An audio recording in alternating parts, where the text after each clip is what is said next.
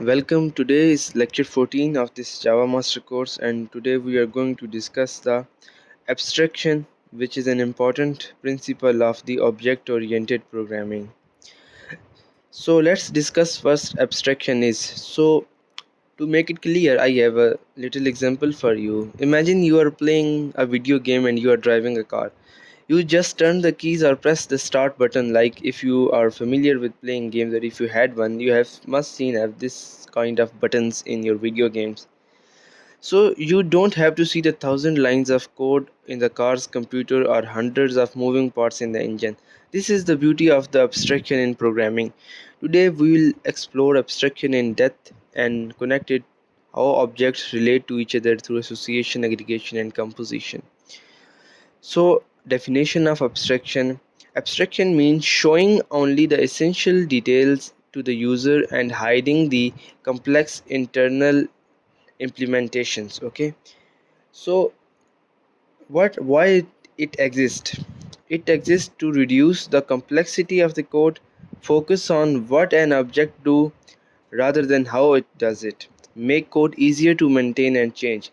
So this second point is very important, that it focuses on what an object does rather than how it does it. Okay, so that was the main point of the abstraction. So real world example of the abstraction are the car. You know the steering turns the wheel, but internal mechanism you're not familiar with it. Mobile phones, you just tap on the call button and it connects without knowing the digital procedures or network protocols. An ATM machine, you just enter your code and withdraw your money without knowing what is happening in the back end. So all these are the example of the abstraction, and abstraction really makes our life easy. So abstraction in the programming in Java or other object-oriented programming, the abstraction is mainly implemented through the interfaces and the abstract classes. So these two are the sources of the abstraction, that how abstraction is implemented in Java or other object-oriented programming languages. So what are the object classes? Abstract classes. Abstract classes are the classes that cannot be directly instantiated, and they can contain just abstract and concrete methods. So what is the difference between an abstract class and a normal class? The main difference is that we cannot make the object of an abstract class. Like here it is written that it cannot be instantiated means you cannot make an instance or an object of that class. So that was the main difference of the abstract classes from the normal or regular classes, that you cannot make object, you cannot directly use the abstract classes, however you have to use them indirectly. And let's see how it happens. Like here is the example of an abstract classes. And abstract class is made by using this abstract keyword. So if you want to make any class abstract, you just have to write this abstract keyword before it and it will become an abstract class. So here is a shape abstract class. It contains two methods. Here it abstract method, it can contain no body, and here is an actual method, uh, and which contain the function name and the function body. It is printing something. But this above method, it does not contain something, just it is an abstract and void, and the name of the method is raw.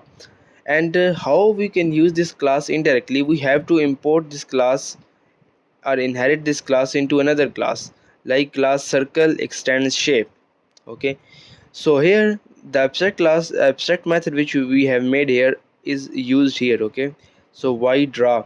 So we have redefined the draw method which was predefined in the class shape, and now we are again defining it in the class circle. Okay, and now we are using it in the main method. So this was an example of the abstract classes. This is a very simple example. When you write a long code, you definitely see the importance of these abstract classes. So now the interfaces in OOP, like Java C hash, is a completely abstract type that defines a contract that class must follow. It cannot have multi-method implementations, or the interfaces are the pure, you may say, the abstract classes. Okay, so in abstract classes you have previously seen that in abstract classes we can define a method and its body.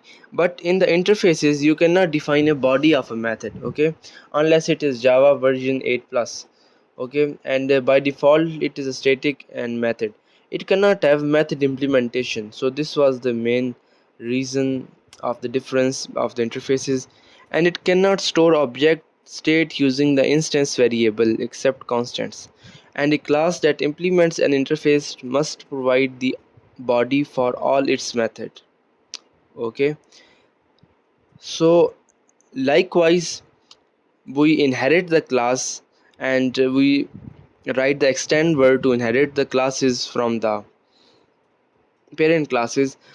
When we are going to use or implement the interfaces, we have to write this word implement. So let's see how it works. So here I have made interface is made by using writing the interface animal. So it contains two method, abstract method by default, void sound and void eat, okay. So you cannot write the method body, the what they do. You just have to declare these method here, okay.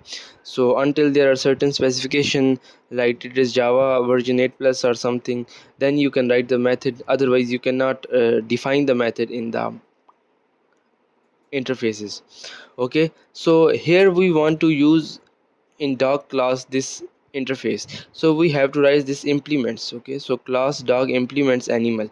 So here we are just declare method, and here we have defined the methods, okay. So sound method is defined and eat method is defined, okay. Here is the method body. And now in the main class we are using these method, okay. So here we are using this the method.